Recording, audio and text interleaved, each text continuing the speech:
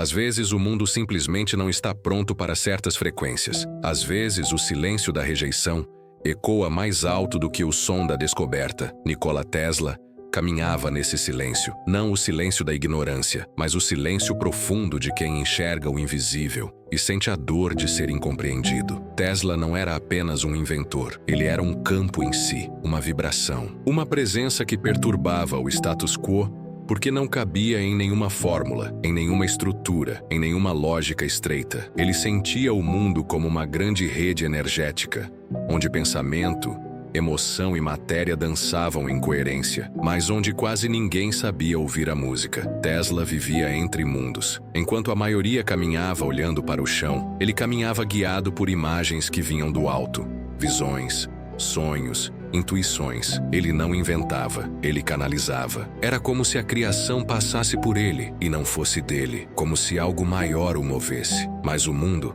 esse mundo ainda preso ao concreto e ao visível, não sabia o que fazer com alguém assim, porque quando a consciência criadora se manifesta antes do seu tempo, ela provoca desconforto, e o desconforto costuma ser punido. Bruce Lipton nos fala sobre epigenética, sobre como o ambiente molda a forma como nossos genes se expressam, e talvez Tesla seja a mais dolorosa metáfora dessa verdade. Um corpo vibrando em uma frequência tão sutil, tão elevada, jogado em um campo coletivo denso, fechado, cego. Um corpo dissonante, um espírito desalinhado com o ambiente, não por erro, mas por excesso de lucidez. Tesla era uma frequência recusada, uma sinfonia que o mundo não conseguia traduzir. E quando a sociedade não compreende, ela silencia. Quando não entende, ela distorce. Quando teme, ela destrói. Tesla foi chamado de louco, foi abandonado, sabotado, ridicularizado. Mas a pergunta que precisamos fazer é: o erro era dele ou do campo ao redor que não sabia sintonizar? Joe Dispenza nos fala sobre o campo das possibilidades, sobre como o pensamento alinhado à emoção cria realidade. E Tesla,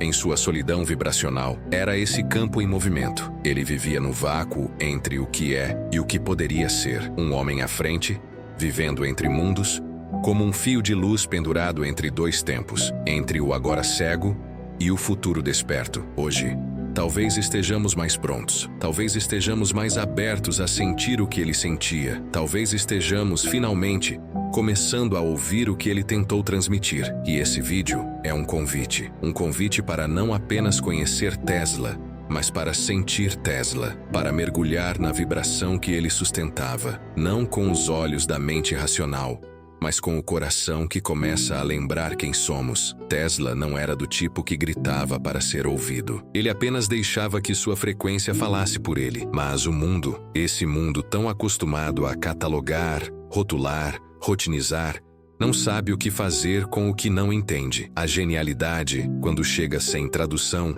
assusta, e o medo coletivo do desconhecido tende a reagir com destruição. Tesla desafiava tudo: a ciência que se achava definitiva, a economia baseada no controle e até a espiritualidade que ainda era cega à energia. Ele mostrava caminhos que não pediam permissão, e isso incomodava. A humanidade não apenas duvidou, ela zombou, ridicularizou, tentou apagar, porque aceitar Tesla significava abrir mão de certezas.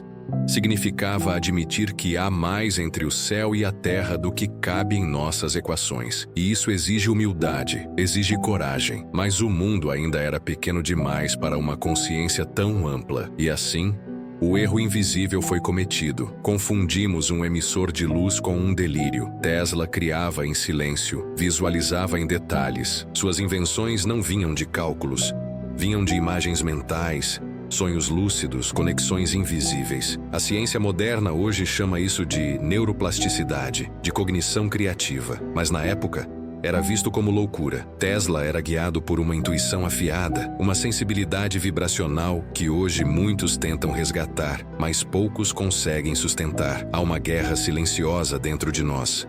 Razão contra intuição, mente contra coração. E quando silenciamos a intuição, perdemos a ponte com o campo, perdemos o acesso à possibilidade. Tesla sustentava essa ponte, mesmo que ela doesse. Ele vivia nessa tensão constante entre o visível e o invisível, e sua frequência era sabotada não só por fora, mas também pelo ruído interno de um mundo que ensinou a desconfiar do próprio sentir. Hoje se fala muito sobre manifestar, sobre desejar e acreditar, mas Tesla nos ensina que a verdadeira manifestação exige mais. Exige coerência vibracional, exige estar em sintonia com aquilo que se é por dentro, mesmo que o mundo lá fora negue. Tesla não desejava riqueza, ele desejava expansão, desejava liberdade, e isso o colocava fora dos fluxos materiais convencionais. Ele operava fora dos circuitos de poder, fora das estruturas que recompensam controle e obediência. E por isso, sua genialidade nunca foi sinônimo de fortuna, porque às vezes manifestar não é ganhar mais, é sustentar o que ninguém ainda vê. É manter a fé mesmo quando tudo ao redor tenta convencer que você está errado. Tesla era essa fé encarnada, uma fé silenciosa, invisível, mas inabalável. Hoje, muitos romantizam Tesla, chamam-no de mártir espiritual, de gênio incompreendido, de profeta da energia. Mas ao fazer isso, muitas vezes esquecem sua dor real. Tesla não era um símbolo. Era um homem, sentia rejeição, solidão, falência, traição, e ao desumanizá-lo em nome da luz, apagamos sua sombra, apagamos a verdade de sua jornada. E sem sombra, não há luz completa. Precisamos lembrar que a espiritualidade não é uma fuga, ela é um caminho de integração. Tesla era luz, sim, mas também era carne. Era limite, era dor. E sua grandeza não estava em evitar o sofrimento, mas em criar mesmo em meio a ele. A verdadeira luz abraça a sombra, e Tesla sabia disso. Tesla não improvisava sua frequência.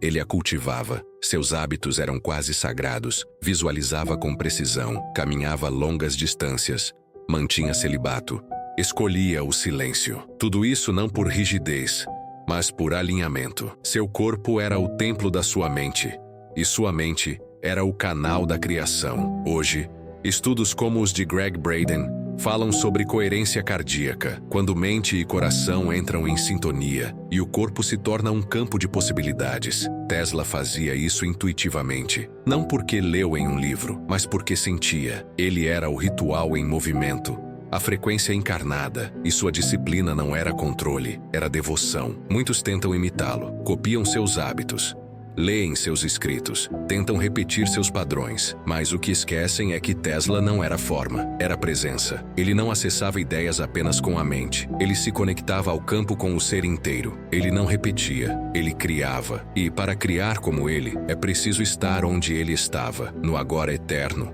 na consciência pura, no sentir profundo. Pensar como Tesla não é pensar mais, é pensar diferente, pensar com o corpo, com o campo, com o silêncio. E isso não se ensina, se encarna. Dizem que Tesla amou uma pomba, não como um animal de estimação, mas como uma extensão de sua própria alma. Um dia, ela apareceu doente, e quando morreu, ele sentiu que sua luz havia se apagado. Essa história parece estranha para muitos, mas carrega uma metáfora profunda.